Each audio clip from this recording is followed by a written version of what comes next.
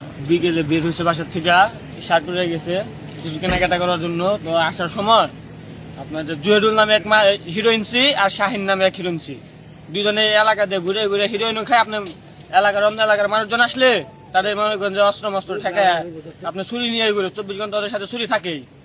শাহিন একজন ওর সাথে আপনার চাপাই থাকে, জুয়েরুল স্যান নিয়ে ঘুরে। এলাকার অন্য এলাকার লোকজন আসলে আপনি যে ছুরি মুখে ছুরি টুরি ঠেকায় ঠেকে টাকা পয়সা ফোন টুন যার কাছে যা পায় আর কি আপনার এগুলো সব সম্পূর্ণ কিছু রাখে দেয়। এটা ওদের সাথে আমার আব্বুর কোনো ধরনের কোনো ঝাই ঝামেলা কিচ্ছু ছিল না।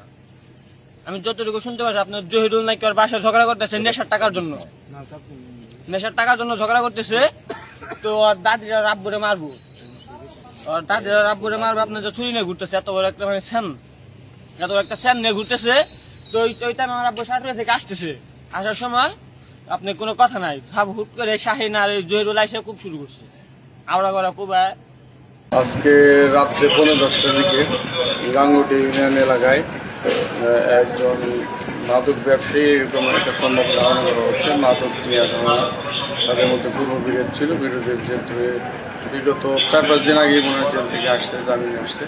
আসার পরে পূর্বের জেল ছিল, সেই জেলের সূত্র ধরে ছুরিকাঘাত হয়েছে এবং ঘটনাস্থলে লেবু মারা গেছে, হাসপাতালে বর্তমানে আসছে। ইতিমধ্যে আমরা আসামি ধরার জন্য একটি টিম রাস্তায় নিয়ে গেছি। আমরা খুব দ্রুত হয়তো আসামি দেখতে